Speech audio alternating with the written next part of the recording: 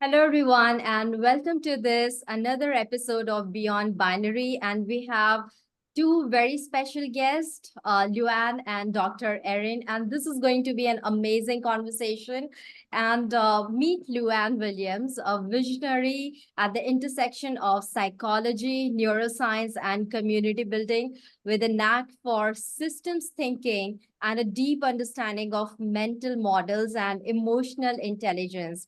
And Luan is on a mission to revolutionize well being through innovation and collaboration. And as a founder and chief vision officer of Neuro, Luan leads a dynamic team of over 60 transdisciplinary volunteers in the creation of the world's first well-being social network grounded in neuroscience.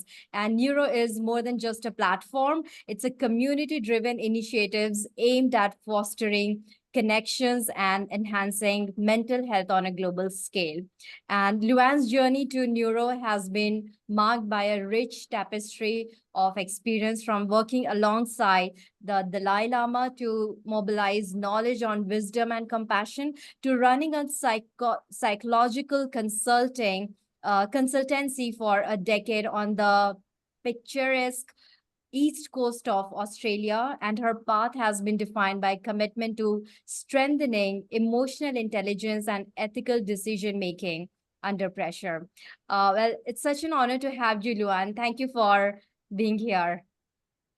Thanks, Rupa. That's quite an introduction. I'm really excited to be talking to you today as well, especially. I know that you have a lot of focus on the holistic perspective of AI ethics and also with harmonious coexistence of technology and ethical values. So that's right up our alley. You know, the whole team at Neuro, they're all things that we're very passionate about. So thanks so much for having us here today. Thank you, Lan. And we have another special guest, Dr. Erin. So get ready to meet the brilliant mind behind a fusion of neuroscience and education. Dr. Erin Laboro is not your average neuroscientist with a background of molecular biology and a postdoc in biomedical engineering. She brings a unique perspective to the world of brain science and currently captivating minds at the University of Virginia. Dr. Erin teaches neuroscience courses using an innovative approach centered on experiential learning.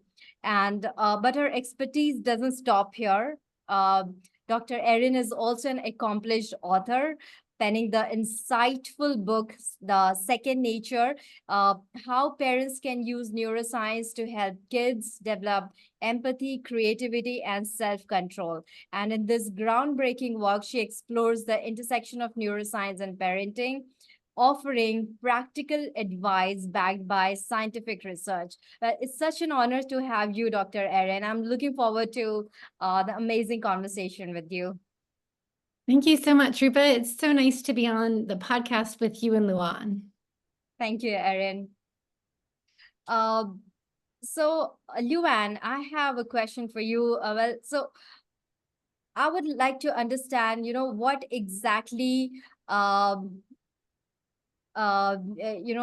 defines the socio-technical system in today's context, and how do the socio-technical and system aspects intersect and shape our modern world? Sure thing.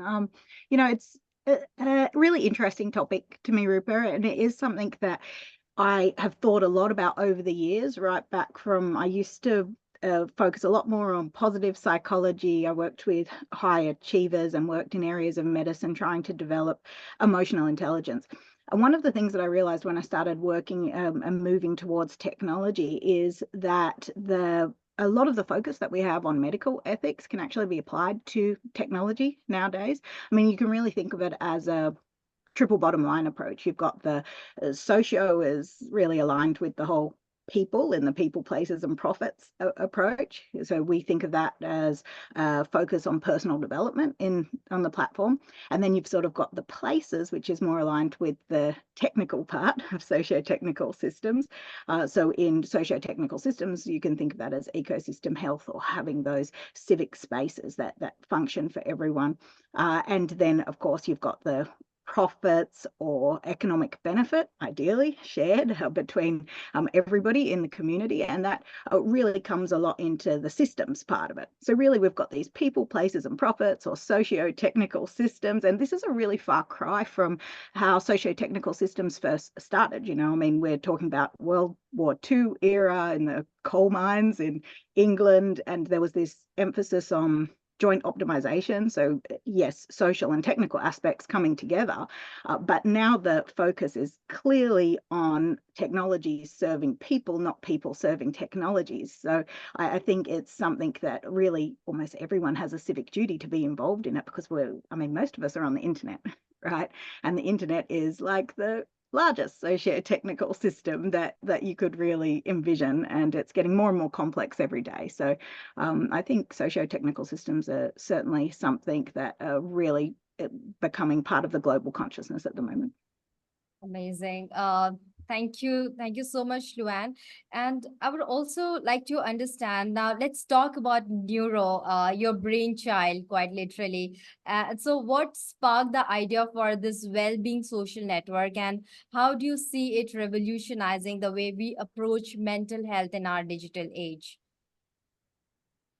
Wow. Well, you know, Rupa, first of all, neuro wasn't actually always neuro. It was started off with a group of us involved in a social media page called Neurochild that were really interested in sharing brain knowledge with families about how we can all make a better tomorrow together, starting from within the family home.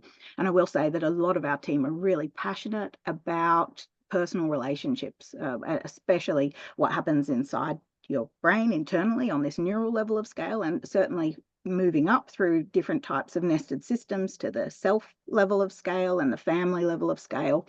And we only started venturing into this sort of community level of scale beyond that when we realized that what we were doing on the existing social media platforms wasn't really working. It could really only go so far. You can really only make positive impact so much from within the family home, because we're intersecting with so many other living systems and so many other complex adaptive systems. So because I had a really varied background, like back when I used to work with the Dalai Lama's office, I had a dream, I guess you would say, in trying to convey some of the things that I saw there working with a lot of the monks and the nuns. I had questions about why it couldn't be rolled out in a more exponential way. I mean, so much of it was done one-on-one and in temples and in offices and in events, and it was amazing. It was absolutely amazing. But technology is replicable and scalable, and it just seemed like this quest for trying to alleviate suffering didn't seem to match with technology so much in that space. But what I started to realize over time was that there is absolutely no boundaries to what it is that technology can achieve nowadays if it has the right people, if the right people in the community, and that has to be transdisciplinary, and it has to be a really diverse ecosystem of minds, from scientists and specialists and parents and advocates and artists and technologists and everyone all together coming up with these solutions. And so we started off with the Neurochild team trying to get this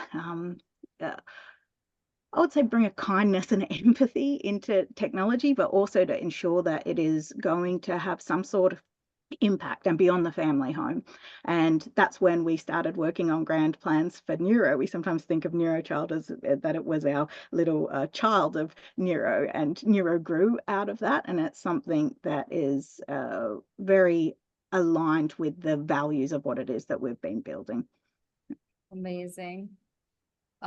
Thank you for sharing, Luann. That's really amazing to hear from you about neuro, and I really can't wait to see how it progresses and what's the positive impact it's going to create in near future. Thanks, Rupa.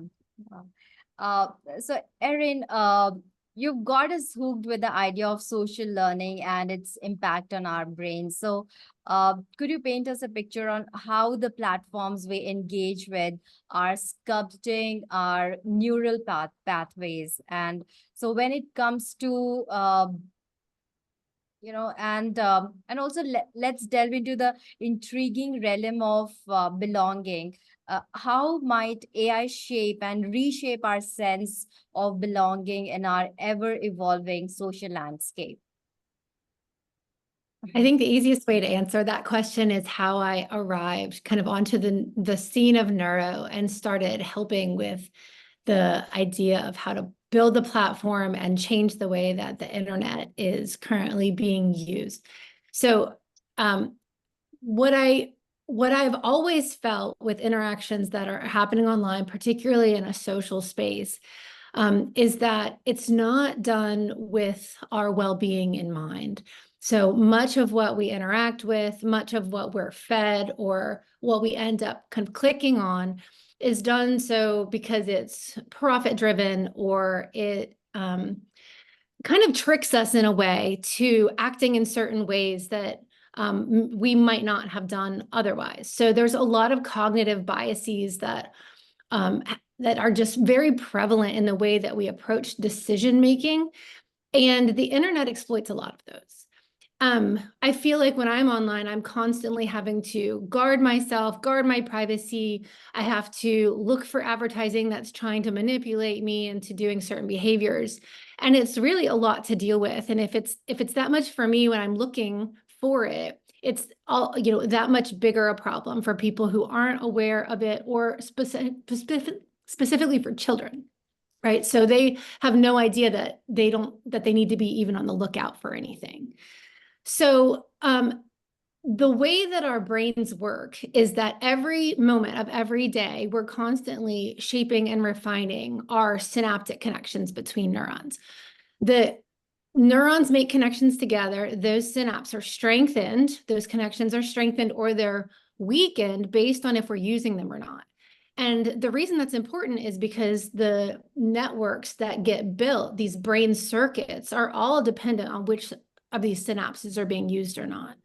So every time we're interacting with anything all day long, this is actually a form of learning. So whether we want to learn or we don't learn, that's the way we were built. We have this very plastic system that's constantly looking for things in our environment and then reacting to them. And this actually makes like neuroarchitectural changes that are structural within our brains. And then that can impact what behavior is more likely to happen next. That's how learning works. And I think that understanding that what happens in the online space, it leads to learning in the same way that if something was right in front of us. So we're learning in these very different ways, kind of uncharted territory, and AI has become a big part of the way that we're learning. And so even as we're teaching AI and it's figuring out kind of how to be a tool for us, it's also teaching us at the same time. And so we really risk being in this huge echo chamber of just basically bouncing the same ideas back and forth, but with the kind of added danger of that AI is being used by companies to make a profit, and therefore it presents as something that's not 100% safe, especially for mental well-being, as people are getting incentivized to be online longer and longer at the risk or expense of their own balance in lots of different areas of their life. And this is where the nested systems of like complex living systems comes into play. Because if you look, NeuroChild started in this kind of online community space, mostly with parents who are really interested on how can I do better for my kids.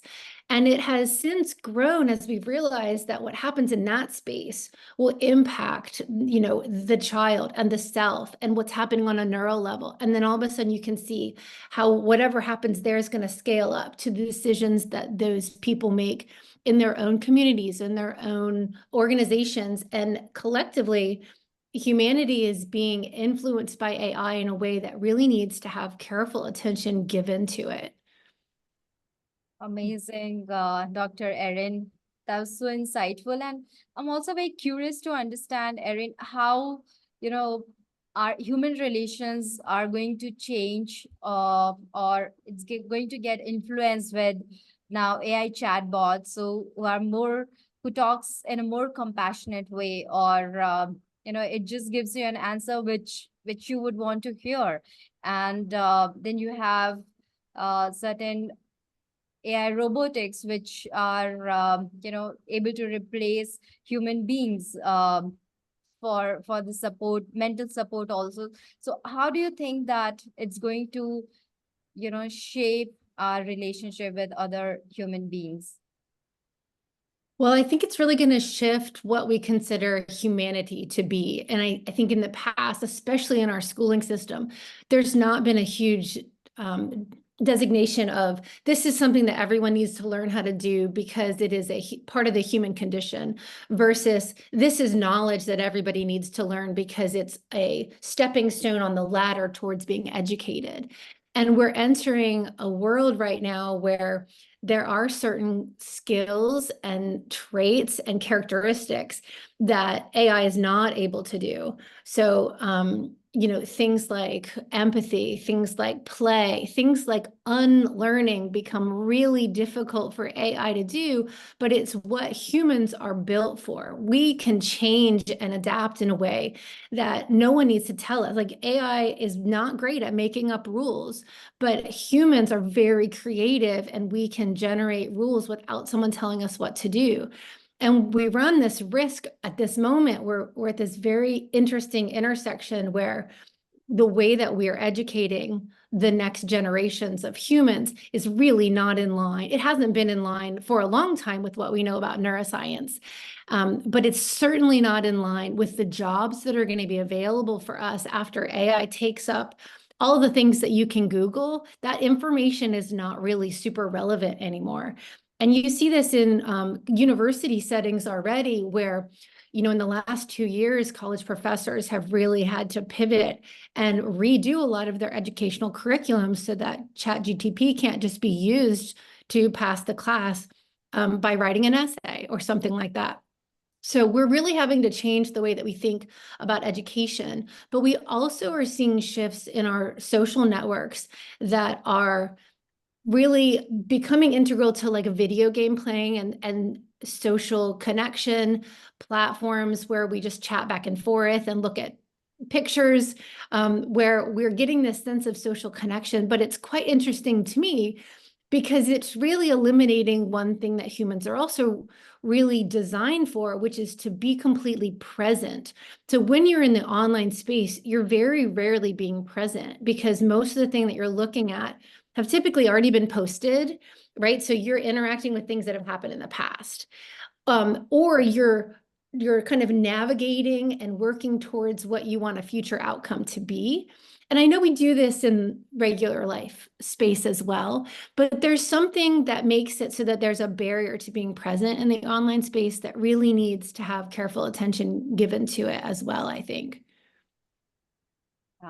Thank you, Dr. Erin. That was quite interesting. Thanks for sharing your insights. And Joanne, so when we talk about technical ethics and socio-technical systems, so what are some of the key areas of concern, and such as targets of evaluation and digital literacy? So, and how can we navigate these ethical waters responsibly, especially with the integration of AI technologies? Sure, it's a big question, Rupa, because leaping off what Erin was just talking about in your question, also about emotions, there are some fundamental human domains in socio-technical systems that will never be able to be replaced by AI and different types of algorithmic or autonomous systems. So, I mean, early on in the piece, when we have been creating our data model and speaking to many, many specialists far and wide, we started to pinpoint cognition and consciousness as the essence of human thought and awareness and our capacity for understanding, realizing that this is something that makes us uniquely human, that has to be preserved at all costs. And then you've got a second nexus of adaptation and learning, which is more about our innate ability to grow and learn from our experience and adapt to our surroundings. And then you've got social interaction and emotion, of course, which is really important, especially now. As you mentioned, there are chatbots, for instance, that are starting to try to mimic human emotion. But, human emotions are a really complex web of relationships and feelings and connections that define the individual and society, once again in those nested systems, right from emotions sometimes that we're not 100% aware of, all the way through to community feelings, and even companies. We see it on an organization level of scale. There are companies that we have certain emotions for, and there are also companies that seem to have a certain type of culture of emotion within them. And so, and then of course you've got ethical considerations and moral agency as well that would never be overlooked, and that is that inherent understanding of what's right and wrong that's guiding our actions and interactions. So what we did early on in the piece was we sat down and did a lot of community consultation to figure out exactly what are these different ways that humans can flourish that will always ensure that we have these 4 areas that are maintained no matter how the ecosystem grows, because we know innovation is going to be faster and faster every going year. We can't even predict what's going to be happening in our neuro ecosystem or any of the other ecosystems in another couple of years' time. And so we pinpointed various what we call neurolenses. They're really data categories, things such as ancestors and biological life, talking about children and empathy, like the beauty of engineering and frameworks, kindness as well. Like most people don't have data categories that encompass like music and mystical areas, like nature, physicality, logic, living systems. That's one of my favorite ones. Learning, language, actually play that Erin was talking about, and stories, so important because of how it is that humans interact with any social media. It is largely through stories and sharing of self. And we've got purpose and teaching, sensory technology, social connection, of course, and work ethic. Now, all of these different areas, they're really meta in a sense, because you need also specialists and socio-technical systems specialists, academic specialists that are also going to be able to build the body of knowledge in these areas out through the socio-technical system. Sometimes I joke with the team that we're actually building a social network for a social network, because you need to have that atomic network set up first, always ethical, aligned people that understand what the goal is as a civic space, and then you need to open the doors to be able to interact with the knowledge, the studies that they're bringing into the ecosystem. And so I feel like that has been one of the biggest challenges when we're talking about targets of evaluation, because we need to make sure that everything is auditable at the end of the day. But how do you do that when you have, in our case, 7 nested systems, right from that neural level and all the way out to a region or a regional and humanity level of scale? Because the importance of what people think is of primary importance on one of those levels, it changes as you go up those levels of scale and back down again. So we basically do that through a values-based system, and we assure that we are always concentrating on ensuring that our values across those levels of scale, which vary from openness through to diversity all the way to regeneration and compassion up the other end, that those are things that diverse stakeholders, whether they're internal or external, understand and have feedback loops to be able to help us develop that part of the platform if it's something that they're interested in doing. Now, a lot of people just like scrolling on social media. That's okay. They're not interested in helping build the space that they're in, and we understand that as well. But even then, people should be able to explore the territory further if they're wondering why these defaults are chosen. For instance, if they want to decide together that these are not the best defaults for themselves or their families, we want to hear that. And so you actually have to build that into a system. Now, you can't do that unless you focus on things like digital literacy and media literacy, or data literacy, or all the different literacies, systems literacy, definitely, futures literacy and emotional literacy, so people can actually understand when either on our system or on other systems they're being nudged. So we have nudge disclosures built throughout our system because we want to educate people on how they are interacting with digital environments, whether they use our ecosystem or not. We want it to be a place of learning because we know that we're changing people's brains.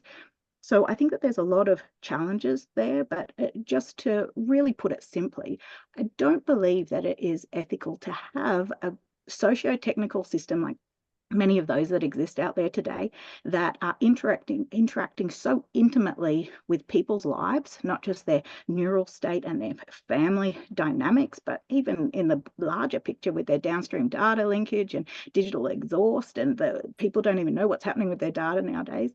It isn't ethical to have everybody involved in these practices without telling them about them and teaching them better in those ways. And that is a big enterprise, because how do you teach people all these different types of literacy when some of them aren't ready to hear it? And that's totally okay. That's where agency comes in. But it has to be built into the system from the ground up. You can't just tack it on later on. You know, it's like trying to change a blimp into an airplane that's not going to work. You've got to build it into the bones and the structure of the ecosystem. So that's actually been the biggest challenge for us. But it's also something that I think most of everybody that's working with us is really proud of. I would say too that it's not just that it's not ethical, it doesn't really work in the long run, because if you're not opting in, and if you're not given choice, and if you're not feeling empowered about the choices that you make and why you're making them, there's no trust that's generated there. When there's no trust, that's where you get into this sense of belonging, where you might use a platform because you feel like you have no other way to connect with the other friends that are on it, or that you need to conduct some work in the online space, but you're not going to feel like you belong there. And in the end, belonging is what's going to generate revenue for companies if they're doing things that's in a way that really is appealing to somebody's sense of worth, that you see them as a human that should be treated with dignity. These are the things that our online spaces really need to pivot towards and work towards, to give people the information that they need to make decisions for themselves. And then to not to trust them to make the decisions that are right for them, and not try to manipulate them into making different decisions that make somebody else profit. It's a terrible system. And it's also terrible that it is the way that it is done, so much so that no one's even questioning it. And that we are raising a generation of kids that you have to explain that to them as if it is just the way of the world. That's crazy. It is. It is. You know, if you see these natural engagement pattern graphs from existing social networks, you can see that their engagement line just skyrockets right before they hit the policy line. So where you've got allowed content, flat, and then once you're getting close to the policy line, right near prohibited content, then we're seeing this big uptick. And we know that this is how these companies are making money, because it's all based on attention economics. So you've actually got to dismantle that and actually think, what is an ethical way to monetize a whole ecosystem? Because otherwise you're just paying lip service. You can throw on a little ethics committee at the end, or you can talk about well-being on the platform. You can start creator funds to try to give some pennies back to the creators. But if it's not actually built into the system as feedback loops, I mean, like, really, the money that's going towards people working on ethics for the platform should be scalable. In as the platform grows, you should have a certain percentage. We look at between 5.5 and 11% of money that comes through the platform going back towards ethics and science, because it has to scale with the growth of the platform, because the platform itself is a complex system. I mean, this would remove a lot of the difficulties that you are seeing in a lot of big tech companies today building socio-technical systems that end up saying, oh, this is a bit inconvenient, let's remove our ethics people. Let's sometimes unmonetize where it is that the ethics is coming from. I feel very strongly that there is a whole new breed of socio-technical systems that are going to be coming, because people nowadays, they're not accepting it. They're not putting up with it. It's not making sense to them anymore. Everybody's sick of being the product there. So a lot of people feel a little pessimistic about the state of technology from everything I've seen and the people that I've been speaking to, and especially the young and bright minds that are coming up. I feel very hopeful and very optimistic, because I think we're going to see massive changes, even just within the next 3 years. It's also interesting that the way the system is set up to even educate people about what's happening taps into a lot of our cognitive biases. So people don't want to think of themselves as being exploited either. They want to feel autonomous and that they are in control of their own data. So sometimes they'll have this ostrich effect where they'll just not deal with it because it's too big to deal with, or they kind of have this belief bias that it's not happening. And so it's kind of reinforcing that. But I think shifting it to speak to people from a neuroscientific point of view that just says that your attention is your greatest resource, and you should think of your attention as you think of your money, because where you're spending your attention, it is limited. You only have so much of it. This is the same as kind of spending dollars in the online space. And so in that way, they can still navigate by kind of controlling their interactions with the online space in a way that doesn't make them feel not in charge. Right. And it so happens to all of us that, you get into social media just for 5 minutes, and you never know that, 40 minutes has passed, and you don't even realize the way these social media platforms are designed to hook you into these systems. And it is also so important to be aware about our actions and interactions with the social media, and not letting us sleepwalk into the AI dystopia. And as Dr. Erin rightly said, that this is a currency. Our attention is our new currency on the social media platforms, and it's like uh, giving attention to the platform is like giving dollars to the platforms. Yeah, so important. Um, Thank you, Luann and Dr. Erin. And Erin, so the fusion of AI and neurodevelopment sounds like something out of a sci-fi novel. So could you share your thoughts on the fascinating opportunities and potential challenges this convergence brings? Yeah, I mean, I feel like whenever humans are creating something that then is going to dictate what we do, it comes with a lot of special considerations. The challenges are going to include, how do people who are perhaps making AI for non-ethical purposes or using them, how can that then feedback in a feedback loop that actually impacts us in terms of ethics in not a negative way? And so this idea of human morality and what we think is actually right, I think this is where we need to be really careful about how we use this technology to begin with. And also understanding that the manipulation of somebody's attention has happened for many, many, many decades. That's how our advertising whole ecosystem is based on. It's always really surprised me that one of the potential jobs for cognitive psychologists as they leave their doctorate programs is to work for big companies as advertising kind of consultants, to say, how can your company kind of manipulate human behavior in a way that drives profits up for your company? What shelf can you place your product on? What kind of pricing, how everything is like $9.99 instead of $10. There are these little kind of tricks built in.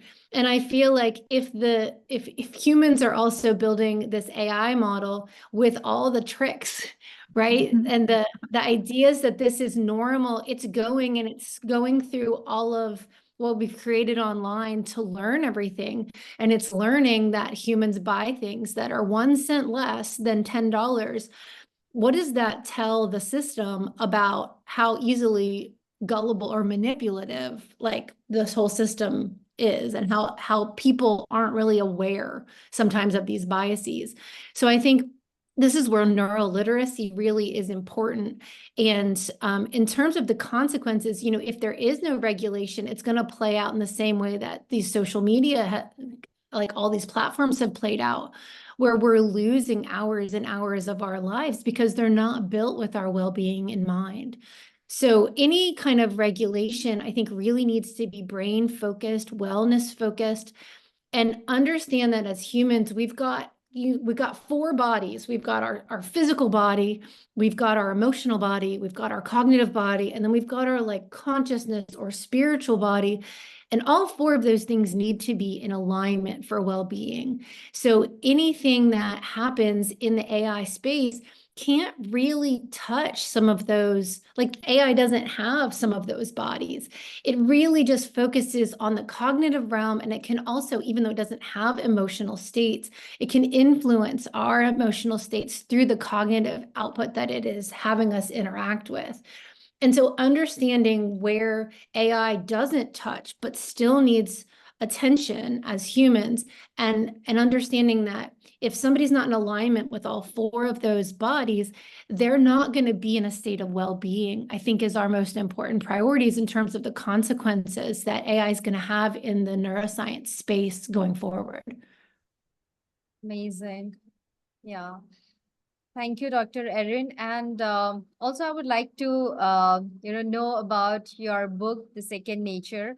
So you advocate for experiential learning. And so how might AI turbocharge this process and creating unforgettable learning experiences?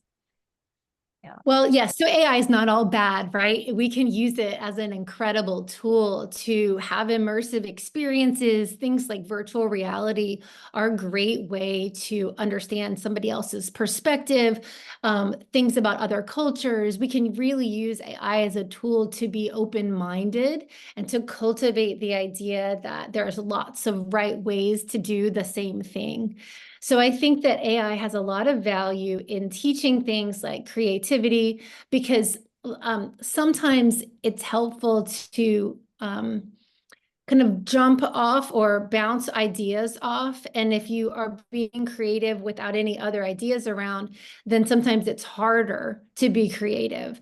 But if you see examples, like you can ask AI for examples of certain things, and then you can have your own creative process with some extra input. And I think that's a great way to work on that skill. In terms of self-regulation, that's a little bit trickier, because we think of a computer as having all the self-control in the world, right? So it doesn't, it just follows rules. And so the thing that is different about humans in that space is humans need to know when to follow the rules and when to break the rules and when to make new rules. And that's something that AI doesn't do well. So AI will follow our instructions. And so in that particular space, I think that this becomes more of an impulse control issue, where we have to be able to figure out how to control ourselves in this online space that's constantly giving us the feeds of everybody, and like just understand how overwhelming that is to our psychology, to our emotional state, and also I think understand the impact it has, again, on us just being present. Because if we're trying to weigh all these things and make a decision for ourselves, if we don't take quiet space that has no AI in it, no even human connection in it, just be with ourselves, then we're not going to make great decisions, and we're not going to know ourselves. And I think the biggest risk to being in this online space all the time is how it robs from us these quiet spaces of being bored, where we can't wait anymore, where we don't have any time that's just being time. We're always doing, even if that doing is just watching what other people did. Yeah. It's really dangerous, I think. Absolutely agree with you, Dr. Erin. And as it is said in Bhagavad Gita, even inaction is an action, and AI doesn't allow us to be in inaction, and we are always doing something, and our minds are always engaged um, on something or the other.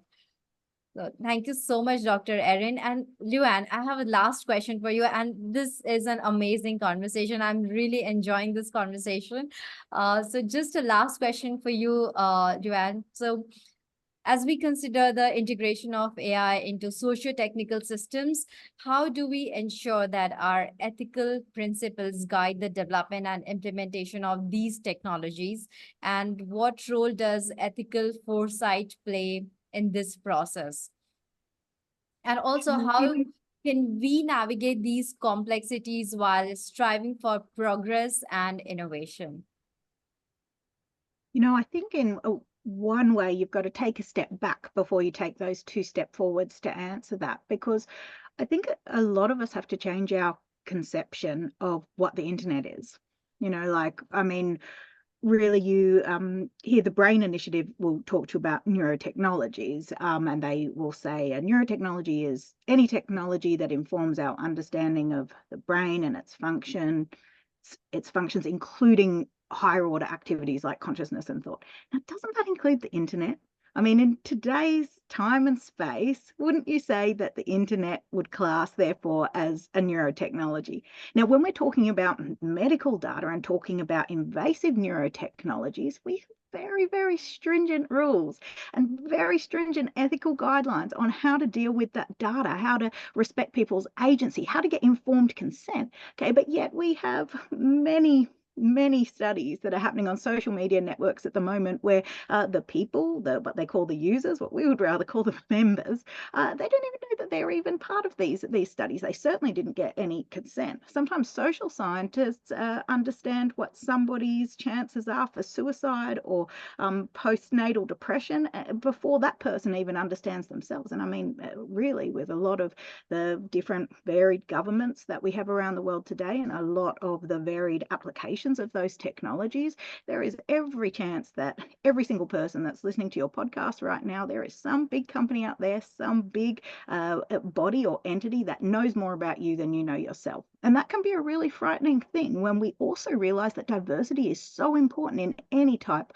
of healthy ecosystem. So we know that you need to have diverse people from all different types of backgrounds to actually put resilience in a living system. So you have to be able to appreciate those diversities, and really this can only come from having very sensitive and respectful architecture and algorithm that respects the powers of the internet as a type of neurotechnology. So, you've got to think about types of neuroethical principles here, like identifying and addressing specific concerns of the public about themselves, their brain, their identity. I mean, that is also a responsibility of socio-technical systems.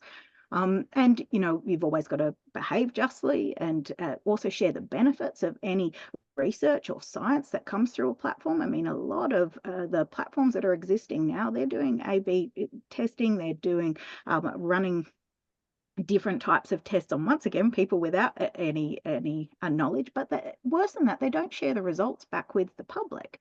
So, I mean, there's actually no learning, there's no feedback loop here. I understand that socio-technical systems aren't going to be able to assign every single change, but, a lot of these companies, they don't even have poison cabinets where people can go and social scientists can go and see what has actually been taken down. So there's no protections there to ensure that the companies are doing the right thing and that they are not falling prey to large companies with big legal budgets. And I mean, we want to know that people are being treated fairly on platforms. So I think a way to do this, Rupa, is to start taking neuroethics really seriously. I mean, I respect every single neuroethicist that I've ever read the work on, and I feel that neuroethicists should be consulted a lot more in the design stages of platforms, the same way that we're starting to learn that we have to consult accessibility experts right in those burgeoning stages of systems design. Neuroethicists, they understand everything about protecting privacy and confidentiality and making assessment of safety paramount, and also when to use caution, especially when you're moving things like neuroscience or neurotechnology from medical uses to non-medical uses, such as the commercial field. They've been battling these ideas, and they're slippery ideas sometimes. They've been battling them for decades, So a lot of other tech startups, for instance, they're dealing with these things new. But you've got a whole, and lots of the time neuroethicists are really transdisciplinary. You've got a whole amazing group of people that have been trained to think about these things. So I think that one of the easier solutions to this is that neurotechnical systems, we should embrace the fact that they have a huge amount of responsibility and not shy away from the legislation, not shy away from the public education and the dialogue that is needed to be able to step up, to be able to respect people's capacity and autonomy and agency. And we can do that by consulting ethicists and especially neuroethicists, because you can't have any systems change unless you battle change resistance, and you can't deal with change resistance unless you give people more information and knowledge about their brains and about themselves. And so I think that that's a responsibility of all platforms, and I think that they can start by doing that on a basic level by understanding that the internet nowadays is like a neurotechnology, and all data should be treated like brain data. Amazing. Thank you so much, Luann and Dr. Erin. It has been an very insightful conversation and lot of learning, lot of insights. Thank you so much for having as a guest, and it's just wonderful you being here. Thank you so much for the chance to talk to you, Rupa, and to talk to all your listeners, because it's been a really, really interesting and insightful conversation, and always a pleasure catching up with you, Erin, again. Yes, thank you both for having this conversation today. I get so excited talking about these intersections. Thank you so much. So now let's wait for this next episode of Beyond Binary. And thank you for listening to this amazing conversation.